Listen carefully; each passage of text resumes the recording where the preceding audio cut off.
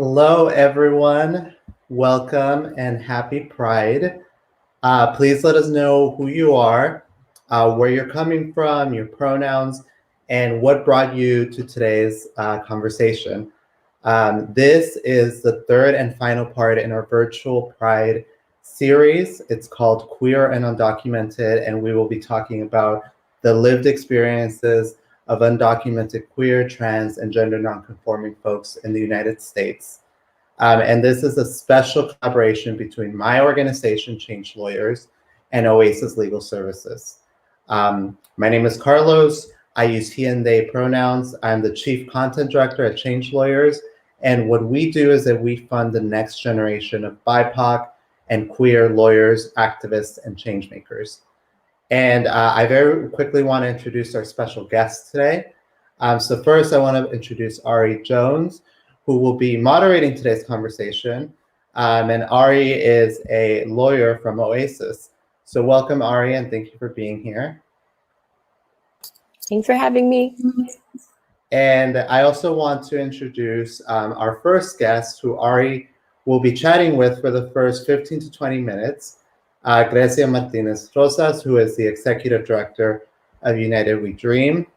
Hi, Grecia. Thank you for being here. What's up, Carlos? What's up, Ari? So good to be on. So good to have you, and so good to have your perspective on this conversation, because honestly, I very rarely hear these types of conversations happening. So for those of you joining us, Grecia is the Executive Director of United We Dream, and they are the largest immigrant youth-led network in the country with more than 800,000 members, and that is amazing, Grecia. Like, you as a young person are the leader and really the movement builder of this incredible group of people.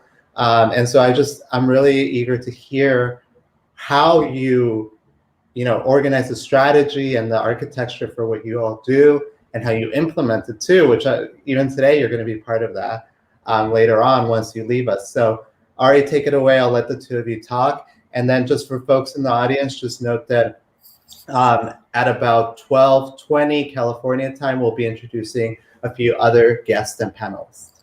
So thanks so much. Thanks, Carlos. Yeah, like Carlos mentioned, Grecia has very important work. I don't know if you want to give folks just a little window into what it means to be executive director and maybe like why you have to hop off because you're so busy, have lots of things to do. Yeah, well, at first I just want to say, Ari, how excited I am to be with you today. My name is Grecia Martinez Rosas. I use she, her, ella pronouns. My friends and homies call me G. And I am really, I think an executive director role, depending on like which ecosystem you exist on, like varies. I see myself as an organizer, accountable to a larger group of people, and I have my role and responsibilities within an ecosystem. I'm a part of a team. I'm part of the best team in the game, which is the folks that are part of United We Dream. And the reason why we're in this moment of opportunity is, and a lot of urgency is that for the longest time, we've been calling for the abolishment of ICE and CBP because they are targeting undocumented people, queer people, the people that we love, without seeing any protections for undocumented folks by way of citizenship or permanent protections. And so in the election of Joe Biden as president and the Democrats having the House and the Senate control, they have the opportunity and responsibility to deliver citizenship for millions of undocumented people, to cut funding of ICE and CBP, and to ensure that we're delivering on things like the Breathe Act, the Thrive Act, the Green New Deal. And so part of my job is to make sure that I keep the trains running in our campaign, the Undeniable campaign and the We Are Home campaign. So we're in the big peak of activity, and I'm really honored though to be part of this conversation and to dig in and to get to know you more. I've been really a fan of the work of Oasis and Change Lawyers, and I'm really excited to be on this call today. Oh, well, just be us fan peopling. They're definitely a fan too. That's fantastic and such important work. And I'm so glad that we have folks like you doing this advocacy, running those trains. So yeah, this panel is really about centering lived experiences of folks who are undocumented or formerly undocumented. I was wondering if we could start by you telling us, just for the folks in the room virtually, a little bit about your experience coming to the United States and interacting with the U.S. immigration system. Wow, Ari, I love that you like to get in to go in deep quickly. Well, I am, as I shared, the daughter of Luis and Elia Martinez. They were my parents. They shaped everything about me, and they made they created the environment for me to be able to thrive. And one of the choices that we made together is to come to the United States when I was 7 years old. I still remember crossing the Rio Grande waters and like how cold the water felt in my skin, and like feeling like really like afraid of what was happening, but also really like filled with like opportunity and hope that things would get better, that like the complete poverty that we lived on, that the violence that we faced every day, maybe it'll be better after we cross these waters. And it did. I was so happy and proud to be able to land in Dallas, Texas, where I grew up with my family. My dad was like a Southern Baptist preacher. My mom was the COO of our home and ensuring that like everything moved. And for me, like I've always known that I was undocumented. It's difficult to forget like a big life event like crossing a border. And I was really ashamed. And I was really scared. I didn't know if I could tell my teachers.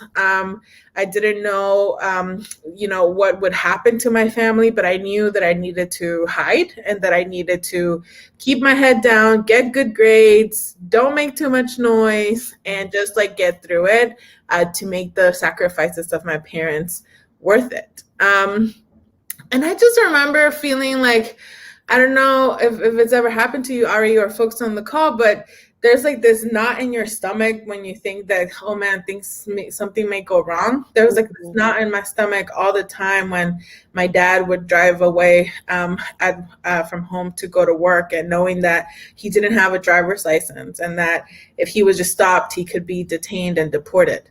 Right. And unfortunately, when I was, 17, that's exactly what happened. My dad was driving home from work. He was stopped. He didn't have a driver's license. And in a matter of days, he was deported. And my whole life came crashing around me. I just didn't know what to do at that point. I was the oldest of four and like the lead and the head of my family at such a young age. And I couldn't understand how the police their jobs would be to like separate me from my father.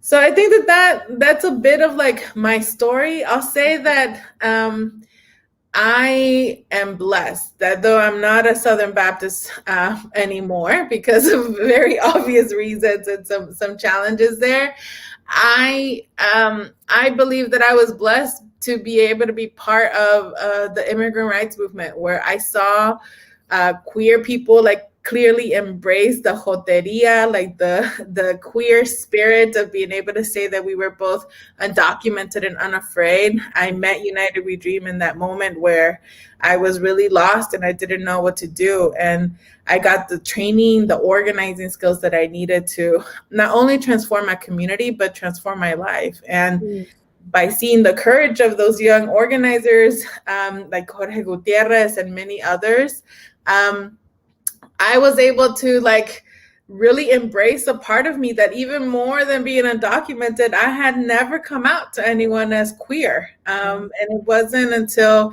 I saw the courage of those folks that I said, it's something that I want to make sure that I'm living into, and which is why I'm excited to be here, because I hope to be able to continue to create places of transformation for people just like the one that I had.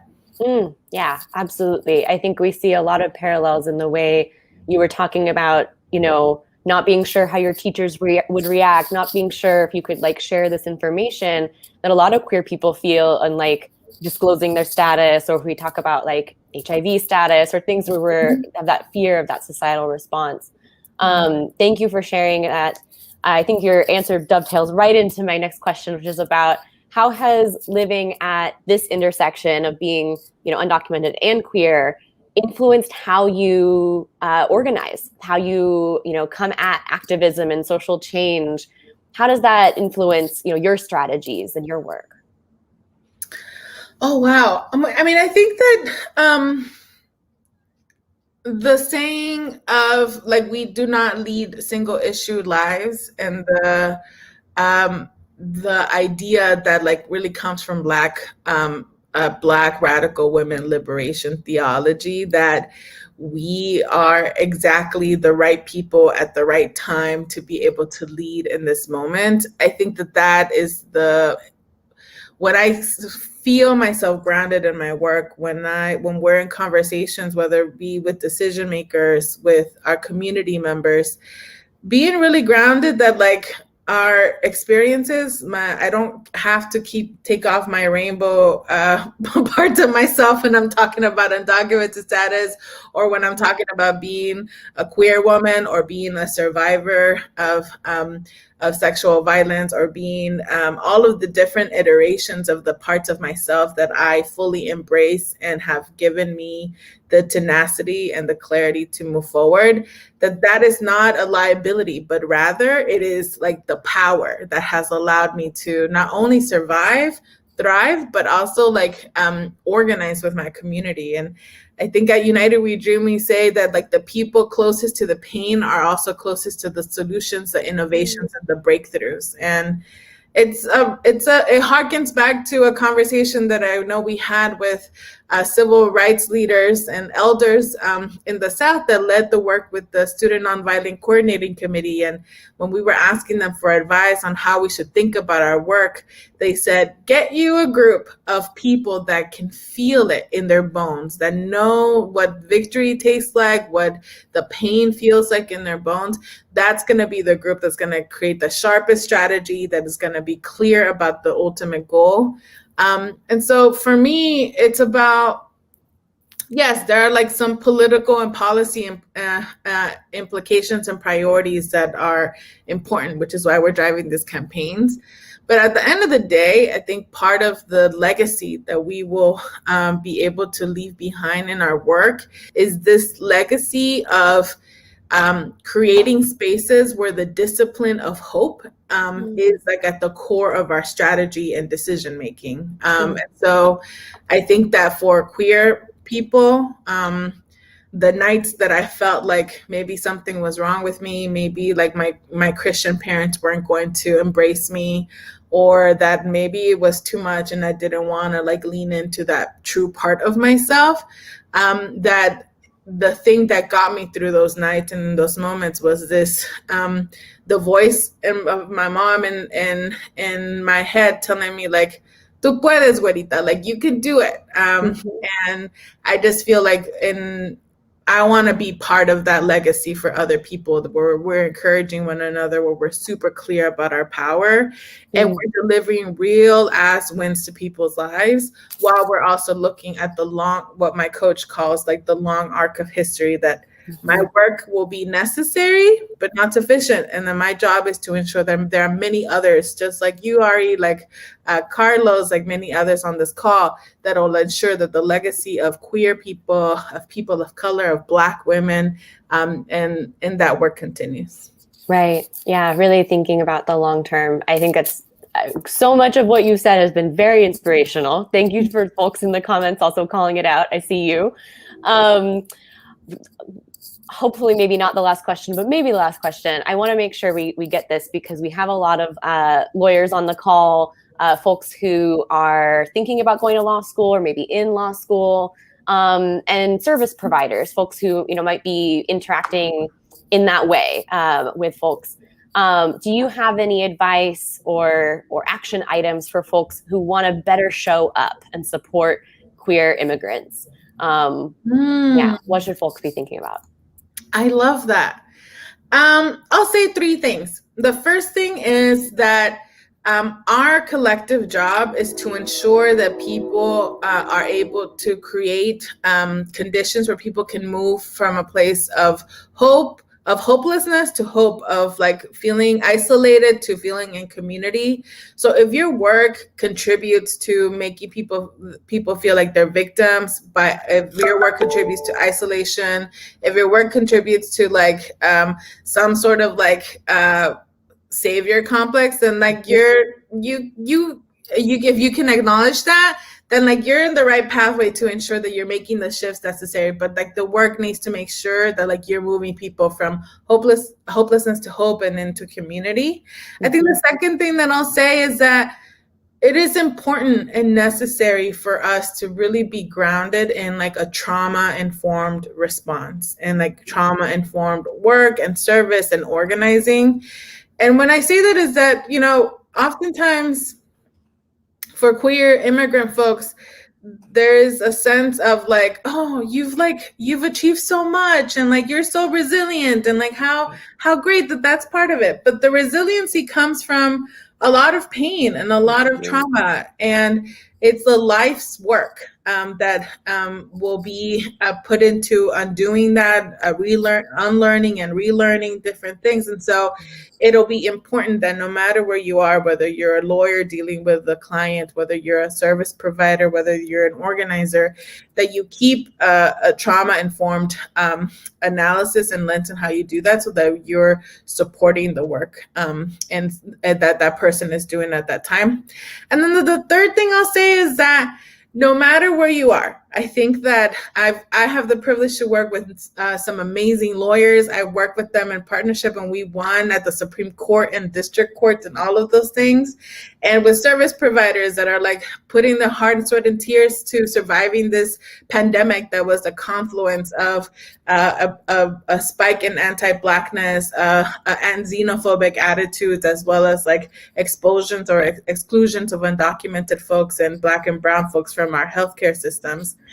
No matter what you're doing, if you are grounded in this possibility of joy, of like at any space that you can create joy and opportunity for folks to really be exactly who they should be, that is like already, I think, an intervention in the way and the status quo. So I remember having a meeting with like super fancy lawyers, you know, like in the lawyer world, like the Supreme Court litigators and stuff like that. And also lawyers that like, you know, dedicated a lot of time for school, etc.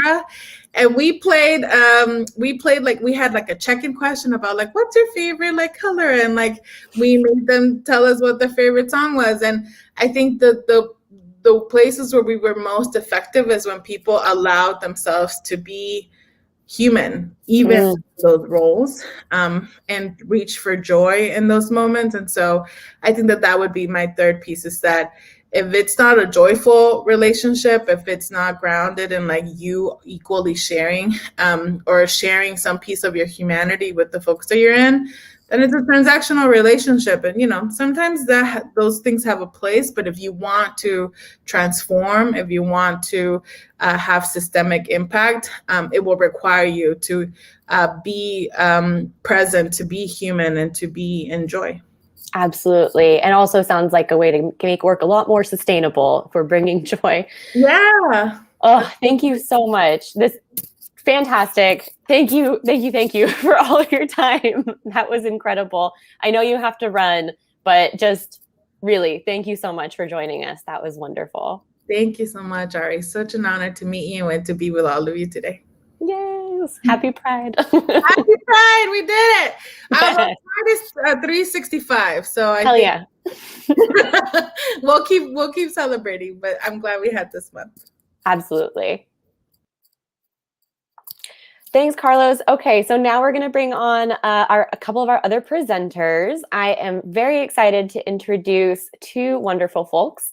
We'll have Paul Crego, Deputy Director and Director of Policy and Programs at the SF Office of Transgender Initiatives.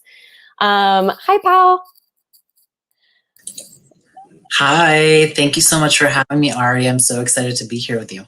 Me too. I'm going to give a little more bio for you. Pao is a bicultural, queer, and trans immigrant who has worked in trans communities for the past 15 years in San Francisco and internationally. His work in community-based organizations has included work with Larkin Street Youth Services, La para Trans Latinas, and also part-time faculty at the Health Education Department at City College of San Francisco. Pao's also a published author, translator, and all-around incredible advocate. So thank you so much for joining us, Pao. Thank you so much for having us. Yay! And now I'll also welcome Milton Ramirez. Milton is a former client of Oasis Legal Services and an incredible drag queen. If you have not had the pleasure of seeing Lulu Ramirez tear up the stage in the Bay Area, then I'm sorry, you've missed out.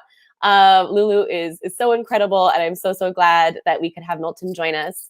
Milton, are you still on the call?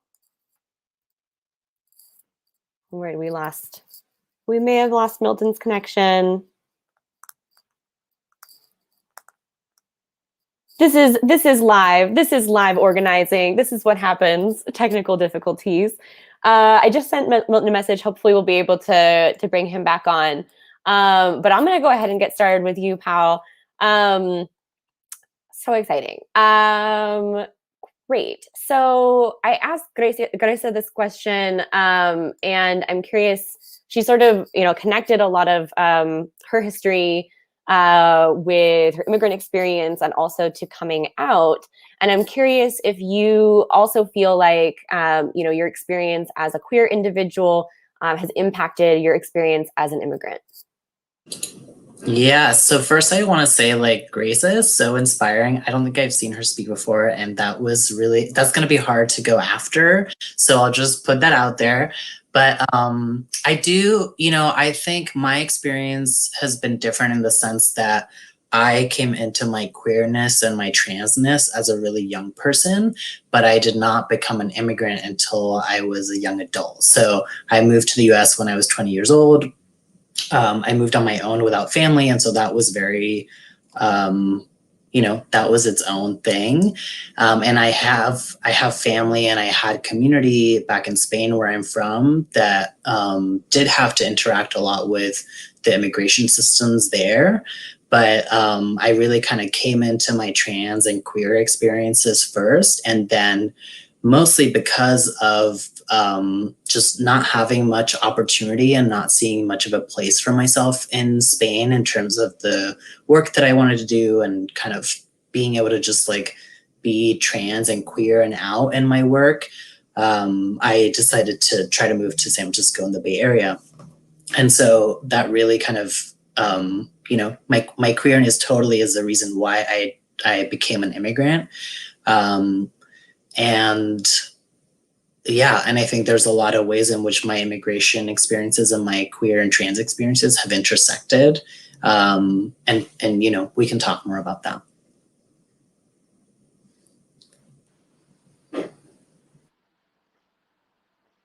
Hi, Milton. How are you?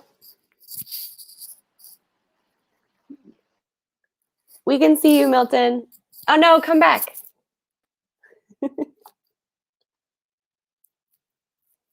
Sorry about that, kids. I That's cannot okay. see you guys. We got you. We can see you. Can you hear us?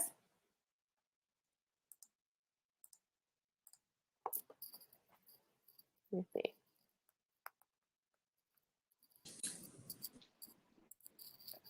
There you are.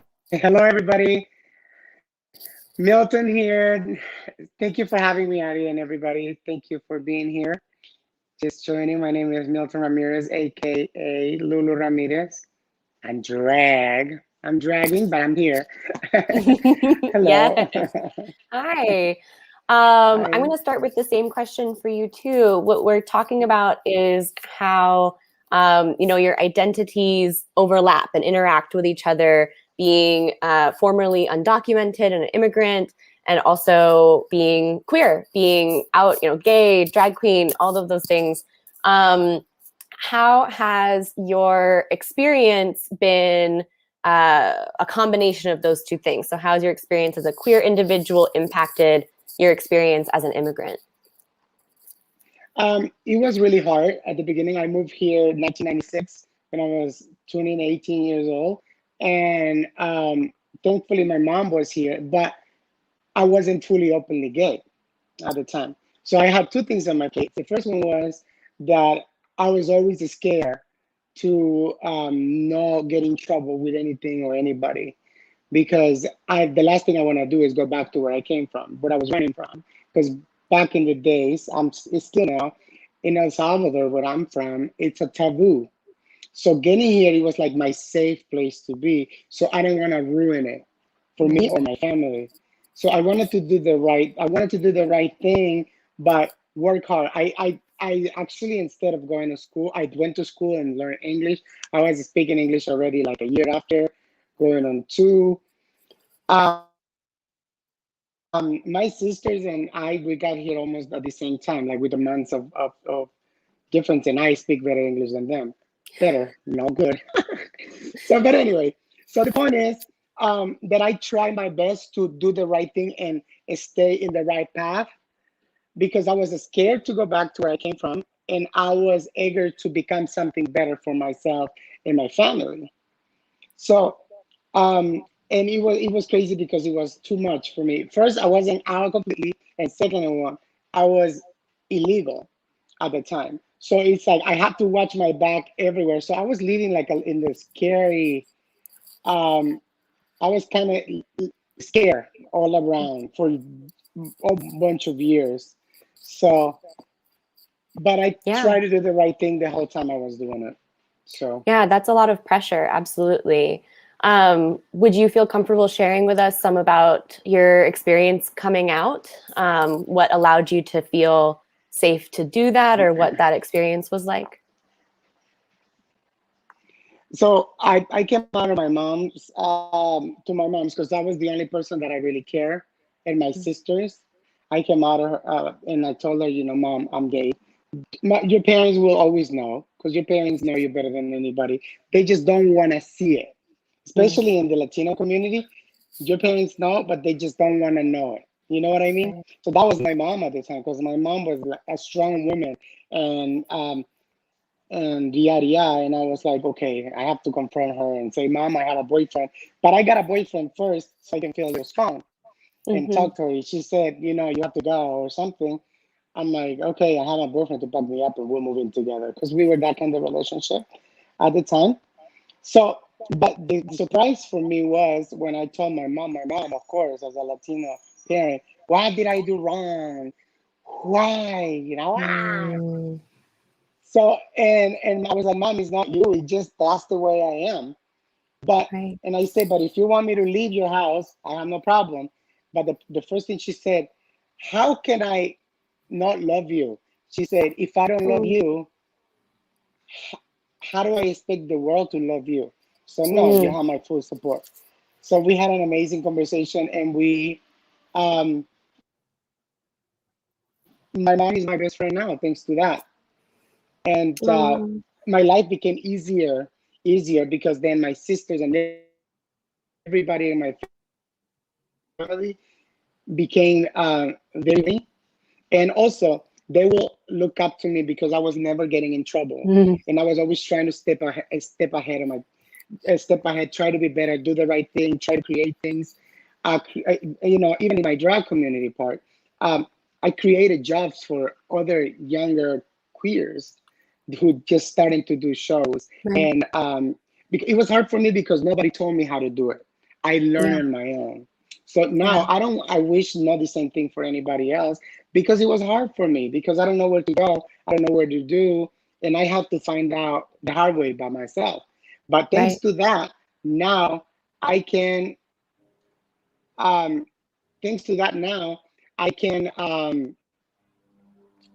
help people, So my experience is, my rough path was a good thing in the end of the day, because I can help others now to make their life easier. Yeah, thank you for sharing that, Milton. I think you're really hitting on a lot of overlapping issues, and I want to kind of come back to that too. for Pau, how have these interacting forces, we've got folks experiencing racism, like Gracia said, xenophobia, absolutely, other systemic forces around, how we value different immigrants in this country and interact there. How has that impacted your ability to live openly, both in terms of your queer identity, immigrant identity?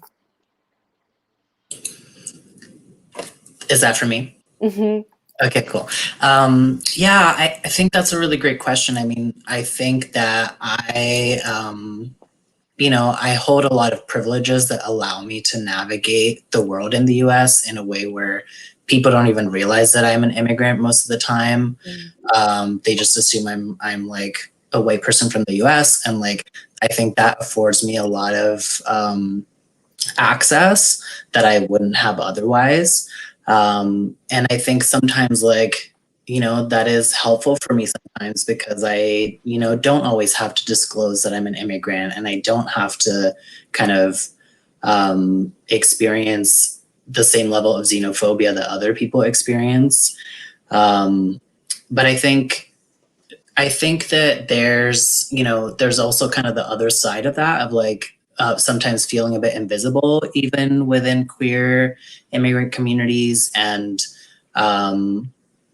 just kind of trying to figure out how to navigate that, how to like acknowledge the ways in which obviously I have privilege. I have a lot of like immigration privilege in the sense that the way that I migrated to the US is very different from a lot of other queer folks, and there's also kind of complications around my trans experience and my immigrant experience being very interrelated, right? Like I did not have access to changing my legal name and gender because of my immigration situation for a long time. Right. And then I had to kind of navigate that through my country of origin, which then meant like it took like years and years and years to get to finally getting correct documentation. And that's something that up until very recently, even though I've been out as trans for like almost 20 years, like only in the last few years I've had like all my documents that have the same information. And so I don't get kind of stopped at the airport and asked why I have different documentation, and like condescending like airport people are like, oh, you really should get that changed. Like it's just yeah, I wish. I know, right? Like thank you for that. Yeah, so I'm not sure that I fully answered that, but that's kind of No, I think that's really helpful, and I'll call this out as like a new thing. I too do not have documentation that matches. My driver's license says one thing, my passport says another, and the Department of State actually just announced that they are on a pathway to creating X markers for, we're saying X marker, we'll see, some kind of option for people who are non-binary, gender non-conforming, and that's very exciting, and that has been literal decades in the making. So. It can be a thing. I'm a US citizen and I can't access documentation that actually matches, let alone for folks who are dealing with the fact that they would need to rely on their home country to update things too. So thank you for bringing that. I think that's really important. Yeah, and I'll just add that I think like access to that is so dependent on the specific type of like, if someone is undocumented versus has like a U visa or different kinds of visas, like that really makes a difference in how people can get legal and gender recognition. And we know that that's like a huge barrier for trans folks to access things like employment, education, like all those things that we kind of need to like survive. It's so much harder when you don't have documentation that feels safe to kind of share. Yeah, absolutely. Milton, I'm going to ask a sort of related question. So we've talked about, how you came out, and the support from your mom. Can you speak a little bit about finding support in terms of legal support? So maybe how you found Oasis and what your experience was like working with, maybe first with the sanctuary and then with the folks at Oasis.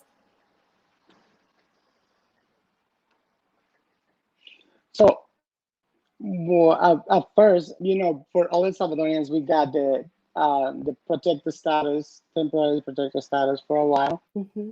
But for me, personally, I felt like I was still unsafe with that status. I feel like if anything happened, I will be on my way to a place where I didn't want to be, where I came from running, you know? So, and also I was so afraid to look deep to see if I can fix my status, because I was like, what if, you always have that in the back of your head. It's like, what if it doesn't work for me and I end up like facing immigration with protection. So anyway, that was one of the things that was holding me back, until a few friends of mine said, there's an option now, and if you would have applied a year once you got here, you would have been. But at the time, I don't remember any of this. Mm-hmm. There was nobody talking about assignments or any of that that I remember. I was scared, and I had never heard of it. So I was like, okay. So I had a conversation, and the moment I connected with the finally got to have the conversation about like, how can I upgrade my status, like how can I change my status to be a little bit safe, I felt hope. Like, honestly, I started the Century, and then Maria Elena brought my case to Oasis, and everything I felt after I was helped, it was like hope and safe. I feel hopeful and safe. Everything I was doing, I feel like, okay, now I can do it better. Now I can help others get in the same path. Because nobody told me this before. So the best thing it happens to me was get connected with Oasis and queer folks who were like helping me to become safe and be myself without being scared of the police will cut me and will deport me, or I can't be myself because of that I can go back to my country. That was always in my head at the time. But all I have to say is that the job you guys do, you probably don't think about it when you start a case, how you guys change everybody's life. It's incredible. Oh my God. It's crazy. It's really... My life changed. My family changed. Yeah. Wow. It's incredible. And I'm always going to be thankful. And every time I can do a little bit for Oasis, I will, because thanks to that, my mom now is a resident. I'm a citizen of the United States, and I keep on fighting and on the right path. And I'm just thankful. Yeah, Thank you. We're thankful for you. I mean, I think what you're saying is literally what Grecia was talking about, moving from a place of hopelessness to hope, and that's absolutely the goal. And what Milton was talking about for our audience too is that there's a rule that says for asylum that people are generally required to apply within 1 year of coming to this country after the last entry. And that's just impossible for most people, for folks that are afraid, like Milton was saying, that aren't aware, that most people are not aware, that most lawyers aren't aware of exceptions for that rule. And so that's exactly why Oasis exists, to help people who are facing that kind of situation, to provide that support. So thank you. Thank you for sharing, Milton. Thank you. My pleasure. Yeah. I want to turn over to sort of what you're doing in your work, Pao, as well. What are local governments, like San Francisco or others too, what kind of programs are they implementing or policies to better support and create inclusion for people who are queer and trans immigrants? Yeah, thank you, Ari. I mean, I think, just to highlight that the work that Oasis does and other LGBTQ immigration organizations do are so important, because we tend to have a lot of organizations that help immigrants and then organizations that help LGBT people, but not a lot that kind of address that intersection of experience. And I know that I've seen that in a lot of different services. Like when I used to work at Ela para Trans Latinas, I would take some of my clients to get professional development services at an LGBT organization, but there were no one there could help them in Spanish, and no one there could help them navigate professional development as immigrants and as undocumented immigrants sometimes. And then similarly, if I went to an immigration organization, then they couldn't get kind of the same level of care and understanding that they would get for their queer and trans identities. So just wanting to highlight that. And I think that's one of the things that in San Francisco, I feel like, you know, we always need to do more, but I feel like is very unique compared to other places. And so I guess kind of going back to your question, I think, you know, local governments can do policies like becoming a sanctuary city, creating health services and other benefits for undocumented folks and immigrants of all kind of status, because we know that when folks are immigrants and especially undocumented, they have more barriers to accessing like any kind of like cash benefits, like food stamps, healthcare, everything, right? And so really making sure that those services are accessible regardless of immigration status is super important. And similarly, I think, you know, not to like, what's the word? Like not to kind of say good stuff about ourselves or something, but I think City College of San Francisco does a really great job also, and like now the classes are all free for residents of San Francisco, regardless of immigration status, and I think that really helps also with just access to like professional development and learning and addressing language barriers, right? And I think that's another big thing, is the importance of making sure that services are language accessible. And we need to do a lot more of that, I think, everywhere, including in San Francisco. But I know that that's a really big component to how folks will feel safe accessing those services. Yeah, absolutely. The first people I worked with starting out as a law student were folks who spoke indigenous languages from Guatemala and El Salvador, and like not being able to communicate or relying on a family member or maybe someone who spoke mom from a different neighborhood. It was like, it's so hard. It is such a barrier. So thank you for highlighting that. I totally agree. Thank you, Carlos, for putting up the message about questions. If folks want to drop questions in the chat, we definitely will have time. Thank you so much for talking about those services too. I absolutely agree. And shout out to finally Governor Newsom signing the law to expand Medi-Cal for folks over 50, regardless of immigration status. That just passed last week and is so exciting. And maybe then we'll get it for everyone. It would have a huge impact.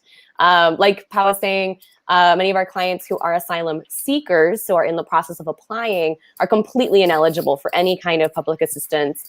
There just aren't services available for asylum seekers, as opposed to us people with asylum or people who have refugee status. So very important to call attention to that. Along those same lines, Milton, what kind of support do you wish that you had received when you first got to the United States in terms of immigrant status, being queer, anything? What kind of support do you wish you had? The one that Oasis had provided for me. Definitely. If I think my life would be automatically a different story, since if at that time something like Oasis would exist, because the way that I felt the moment they took my case, it's priceless, and it's a security feeling, like safe feeling. That's all I can say. Because I don't think at the time when I came, all these possibilities were available, you know? Yeah, it just wasn't or enough. Maybe they were, but I was too afraid to look for them. There's very little awareness, absolutely. And we hear from clients all the time who, you know, they went to for lack of a better term, a random lawyer, a lawyer that didn't really ask about their sexual orientation or gender identity, certainly didn't make them feel safe to disclose it. We've heard stories about attorneys who say things like, oh, you need to have an operation if you're going to be eligible. Oh, you need to be out or have had this experience or that experience. And it's very erasive of our clients' lived experiences. So that's exactly why Oasis exists, so that we can focus on this intersection and this work specifically, so we can help people like you. So that's really great to hear. Yeah, Carlos, did you have a question? Yes, I did. Well, first of all, thank you to Milton and Powell for sharing your personal stories. As a queer person, I know that it's, it gets easier over time to talk about your coming out, but it never gets easy. And it always, you always have that like edge to it when you retell the story. So thank you for saying this in front of a live audience. Powell, I know that, so where you work is a very unique space. There's not a whole lot of offices of transgender initiatives across the country. And we're very blessed to be in a place like the Bay Area where initiatives like that are funded and prioritized. Amen. So I'm wondering what your office, what tools it has at its disposal to help undocumented queer and trans folks that other cities across the country can learn from and copy. Thank you, Carlos. Yeah, so one thing that I wanted to share a little bit more about is our Emerge SF fellowship, which is a professional development fellowship for trans immigrants.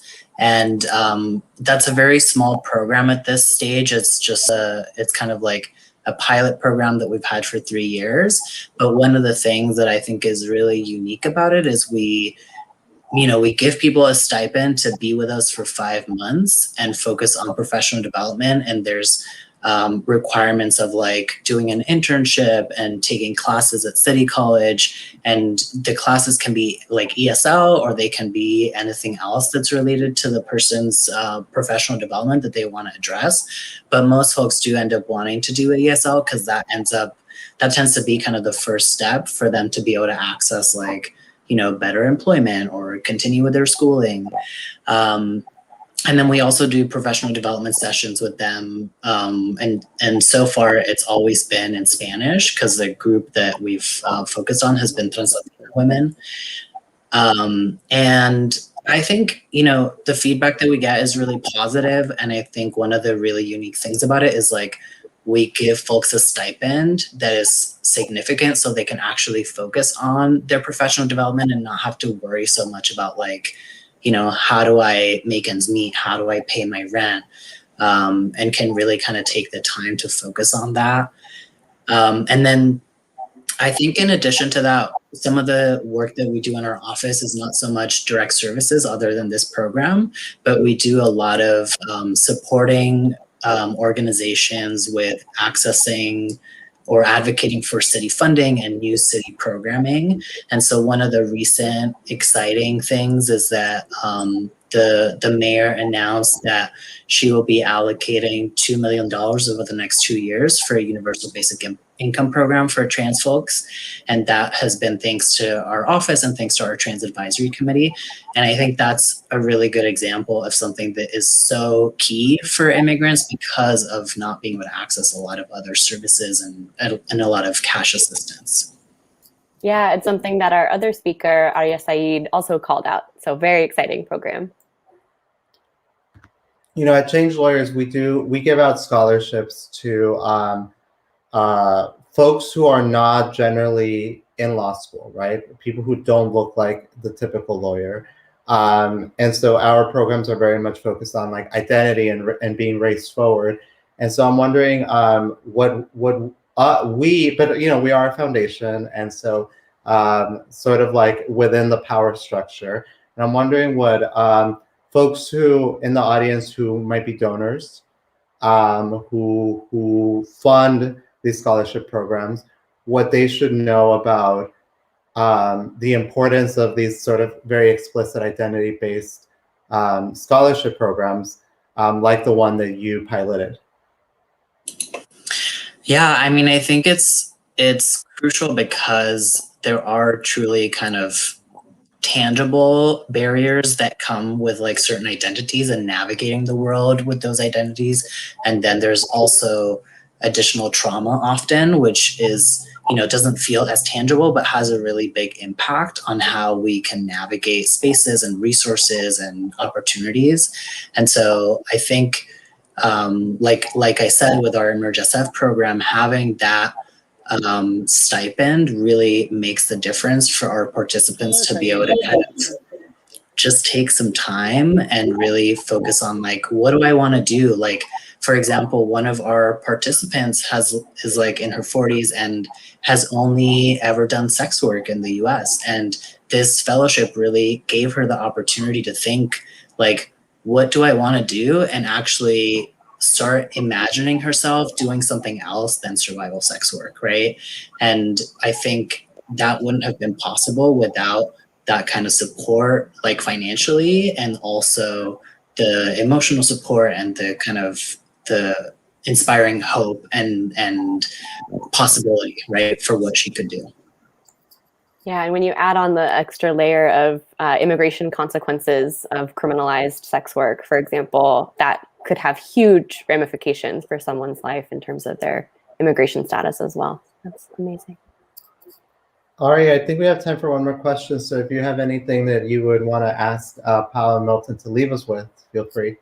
Yeah, I really just want to, again, end on a sort of action item and thinking about Pride and thinking about folks in the audience who want to show up.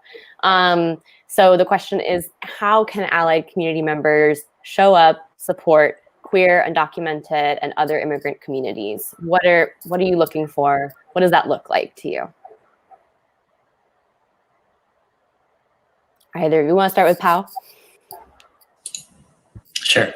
I think, obviously like learning and ongoing learning is really important, and kind of individual forms of allyship with the people in your community, with people that you work with, speaking up for people that aren't there. But I think also like looking at your organizations or where you work in and kind of looking at who is there, who is missing, what kind of policies do you have? Like, do you actually have language access? Do you have, is the space accessible for queer and trans people in terms of being seen, in terms of like, do you have a system where folks can come in and if their legal name is different from the name that they actually go by, like that's going to be honored? So I think for me, that's something that has become really important and a big piece of my work. And I think it's something that we can all do in a lot of different settings that we're in. Absolutely. Excellent. Milton, same question. How can community members show up and support queer, undocumented, and other immigrant communities? Oh, and you're on mute. Hold on. There we go. Go ahead. All right. Thank you. In my opinion, based on from my point of view as a client, I feel like the connection. It's all about the connection.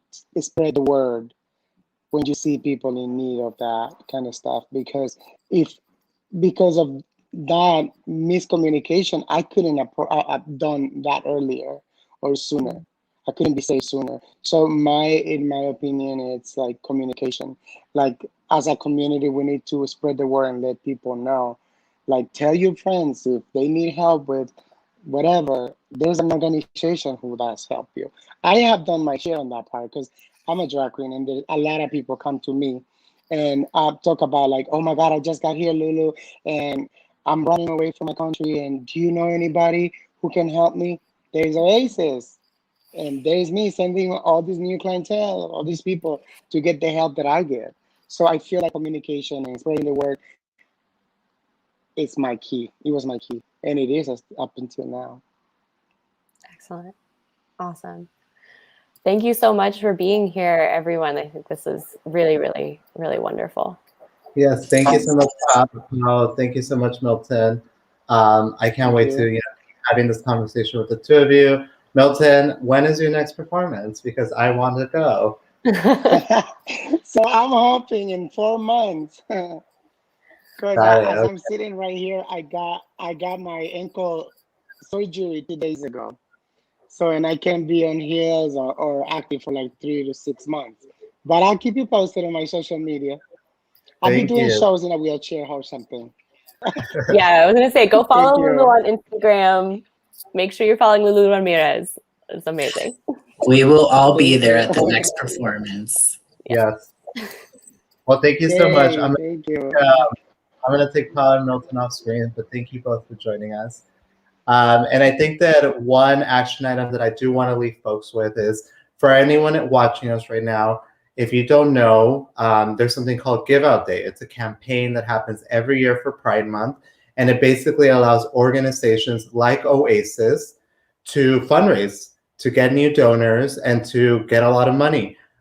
It's really, really easy to participate, and so I just want to, one action item is for everyone to follow this link that I'm about to drop in the comments box here on YouTube. This is a link to Oasis's Give Out Day page.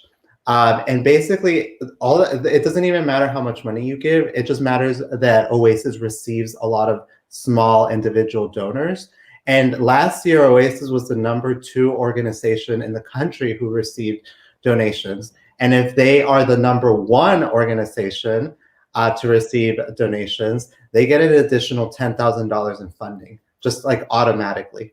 So we're talking about providing services to people like Milton. Like you all just heard how life-changing that was for him. And as also a formerly undocumented person, I know the difference that having a lawyer on your side can make. Like a good lawyer who's not gonna like lie to you and take your money, right? And so folks in the room, thank you so much for joining us. Happy Pride Month. Like Grecia said at the beginning of the hour, Pride never ends. It's 365. And so this is the official end of sort of the calendar Pride Month, but for the queer and trans and gender non-binary folks in the room, Pride is an ongoing journey and experience for us. And so if you can, please give to Oasis during their Give Out Day campaign. It ends tonight at 9 p.m. California time. So you actually have a long time to still give. And you will also receive an email with this recording, as well as the link that I just dropped into the chat box. So thank you so much. And Ari, do you want to close us out?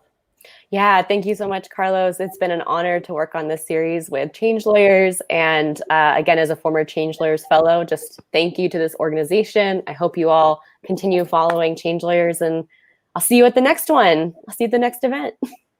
All right, happy Pride. Take care, Ari. Bye. All right, folks, the link is in the chat box. Please give to Oasis. You have until 9 p.m. today, California time, to make Oasis the #1 organization in the country to receive donations. And if they reach that goal, they will get an additional $10,000 in funding automatically. It does not matter how much money you give. It just matters that they get a lot of donors.